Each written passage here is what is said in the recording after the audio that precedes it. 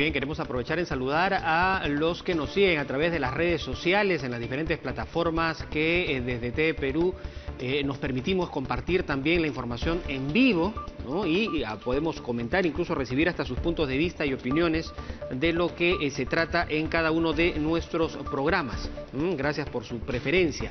Vamos de inmediato a pedirles también que puedan, si tienen alguna inquietud respecto al siguiente tema, nos lo hagan hacer llegar a través del Facebook, por ejemplo, para trasladárselo a nuestro invitado. Vía Skype se encuentra con nosotros León Trachtenberg, profesor y experto en temas de educación. La semana pasada conversamos con ASPEC respecto de estos reclamos que muchos padres de familia vienen haciendo del costo de las pensiones en los colegios y en las instituciones de educación superior y el pedido de que se bajen estas pensiones. Bueno, vamos a preguntarle al profesor León Trachtenberg, experto en la materia, para que nos dé su punto de vista, por ejemplo, respecto de este reclamo en particular que hacen los padres de familia. El profesor Trachtenberg, ¿cómo está usted? Buenos días.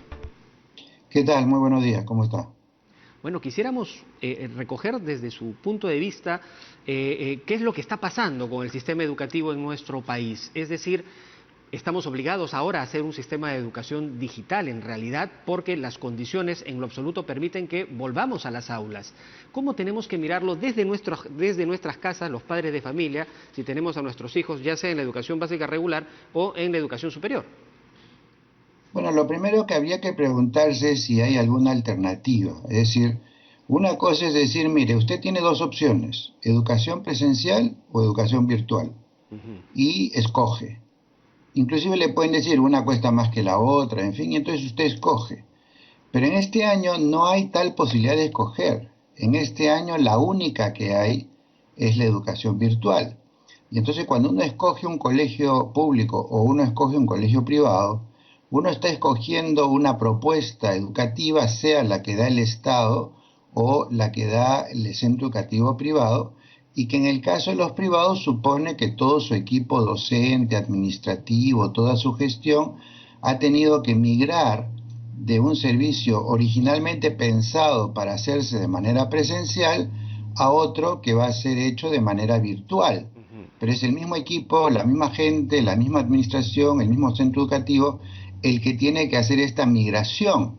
Y entonces cuando se dice que un tipo de educación, la virtual, vale menos o es menos que la presencial, es un planteamiento un poco absurdo porque la presencial no existe, en este año no es posible. Y entonces lo que hay que pensar es que si yo contraté un servicio de educación privada para que se eduquen mis hijos durante este año y estaba dispuesto a pagar una cierta cantidad por eso, en este momento, dado que no se puede dar de manera presencial, se va a dar de manera virtual.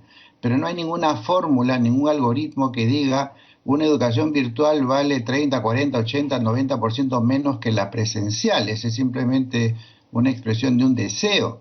El colegio tiene que operar a capacidad plena para entregar ahora el servicio a distancia. Y yo diría inclusive que los profesores tienen que trabajar más que antes. ¿Por qué? Porque hay que implementar una serie de equipos de tecnología, software, plataformas. Los profesores tienen que capacitarse, tienen que migrar todo lo que han planificado hacer de manera presencial, lo tienen que hacer de ahora de manera virtual. Hay todo un proceso de aprendizaje que tiene también un valor, sin embargo se está desconociendo porque se está planteando que la educación virtual vale menos que la presencial simplemente porque hay menos horas de conexión directa con el profesor y a partir de eso se quiere hacer un cálculo de que vale menos. En ese sentido, me parece que es un error pensar que se puede comparar la virtual con la presencial porque la presencial simplemente no existe ni va a existir todo este año. Y entonces probablemente el próximo año, ¿no? Y quizás el próximo para los niños menores es que no se encuentra una medicación, una vacuna. Entonces, yo entiendo que al principio hay un choque, hay una reacción así emocional de la gente que se quedó sin dinero, que se quedó sin trabajo, que ve frustrados sus planes, en fin, y dice, bueno, todo el mundo tiene que reducir costos, me he quedado sin ingresos. O sea, puedo entender el deseo de tener una vida más aliviada en esta temporada, pero no se puede perder la comprensión racional de las cosas que tienen que ver en este caso con el tema que usted planteaba al principio sobre las pensiones escolares y la rebaja. Le voy a poner un ejemplo. A ver. Vamos a suponer que un padre de familia se comprometió a principio de año a pagar 300 soles mensuales por el colegio de su hijo.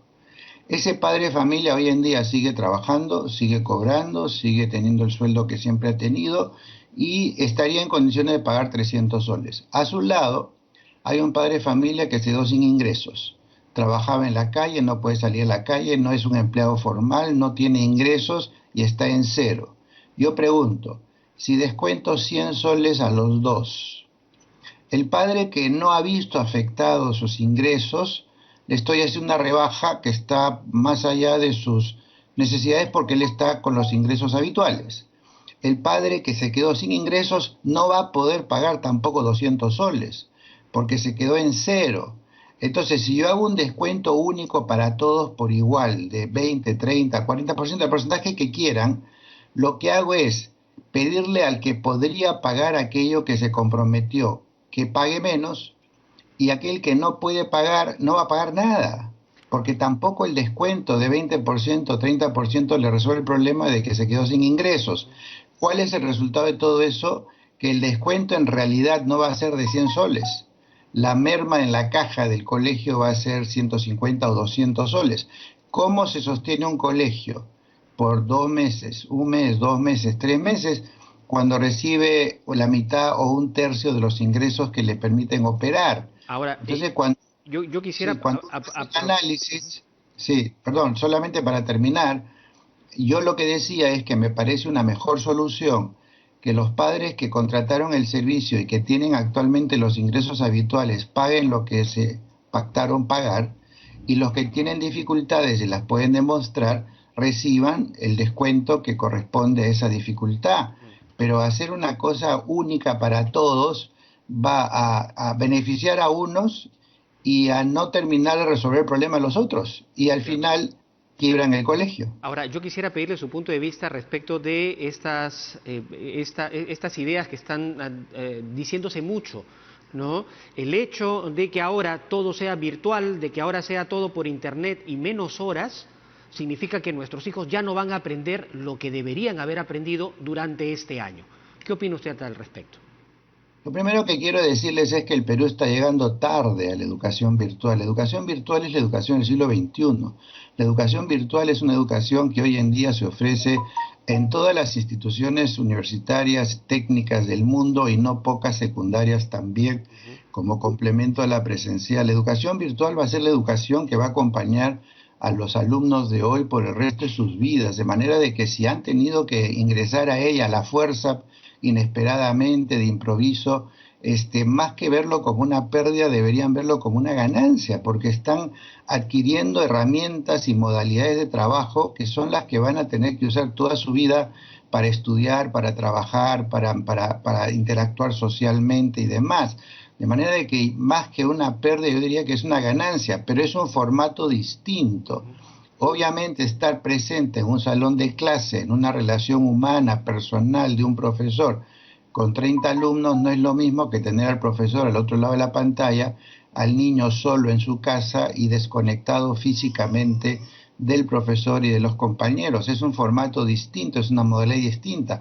Pero por otro lado, ese niño que en el colegio normalmente estaría básicamente a dedicación exclusiva para su trabajo de clase, ahora resulta que está en casa y hay hermanos y hay un clima familiar, hay padres que están presentes, hay necesidad de conectarse a internet, hay que hacer turnos para ver televisión o escuchar la radio o conectarse a internet, hay que hacer tareas para mandarlas por correo electrónico o por celular a los profesores. Es decir, es una modalidad distinta, lo que no quiere decir que se trabaje menos, y a la hora de decir realmente si se aprende menos, valía la pena preguntarse, el común de los alumnos que termina quinto de media hoy en día en el Perú, ¿realmente aprendió lo que está en el currículo para los 11 grados de primaria y secundaria? ¿Por qué es que los alumnos que egresan del colegio en el Perú, cuando son evaluados por las universidades y los institutos, lo primero que le dicen es que no aprendieron nada, no saben nada? Porque la educación escolar, los contenidos son efímeros, son volátiles. Lo que uno aprendió en un año lo olvida en el otro, porque de lo que se trata es de construir competencias, construir maneras de pensar, maneras de indagar, de investigar, de pensar, de trabajar en grupo. Y todo eso la educación virtual lo permite idénticamente que la educación presencial. Y entonces, en lugar de estar pensando que están perdiendo el tiempo o están teniendo un hueco que nunca van a poder recuperar, lo que tienen que entender es que este es un continuo que empieza cuando los niños están en preescolar, termina cuando termina la secundaria, y ese continuo puede tener baches en el camino, puede tener cambios de giro, pero la construcción acumulativa de las habilidades no se pierde, no se malora. Más bien la educación virtual está permitiendo que no haya un hueco de un año, que no haya un vacío de un año entre el aprendizaje y el recorrido del alumno, el crecimiento del alumno por la vida. Ahora, y acá hay un hecho importante, ¿no? Porque se supone que la educación lo que tiene que hacer es prepararnos para poder vivir como buenos ciudadanos en una sociedad que está en evolución, en constante cambio. Y lo que estamos viviendo, sin duda, nos obliga a mirar con detenimiento qué es lo que estuvimos haciendo y qué es lo que tendremos que hacer en un nuevo mundo, ¿no? Frente a esta pandemia y lo que podría suceder en el futuro. Eso es lo que habría que mirar muy de fondo dentro de nuestros hogares, que los padres lo entiendan, para apoyar en ese proceso de formación de buenos ciudadanos en un nuevo escenario? Los padres tienen la oportunidad de su vida de ver cómo aprenden los alumnos, porque cuando los padres están al lado de sus hijos, viendo cómo aprenden, no solamente los menores que necesitan su acompañamiento, sino en general cómo se construye la autonomía, cómo el alumno planifica, cómo es el vínculo del alumno con sus trabajos, sus tareas, su trabajo en grupo. En el caso de los niños menores, ver cómo los profesores estimulan a los niños para que piensen, para que razonen, para que trabajen, para ponerles límites, para resolver sus conflictos, para saber cómo se encara la situación de un niño que está triste o que está desconectado, cómo se maneja una situación de conflicto, de bullying, como todas esas cosas que los profesores hacen en el día a día en la escuela, los padres tienen la oportunidad de verlo ahora y aprenderlo para utilizarlo no solo cuando el niño está conectado al maestro, sino en su casa, en su cotidiano, porque los padres están con los hijos todo el día.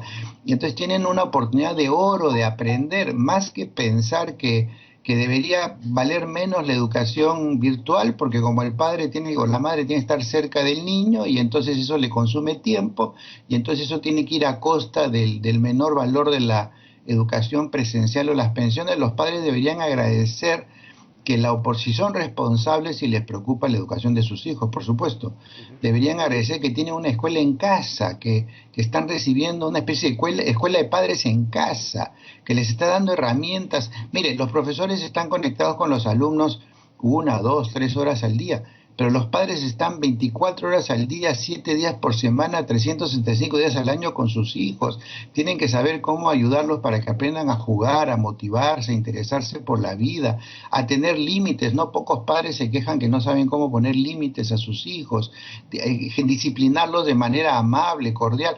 Todo eso lo pueden aprender si están alerta de cómo los profesores están manejando el tema de la educación de sus hijos por vías virtuales. Y entonces, en lugar de sentirlo como una pérdida, como una derrota de los padres que los obligan a estar viendo cómo trabajan sus hijos, yo pensaría que deberían agradecer que están permitiéndoles tener una escuela de padres en casa.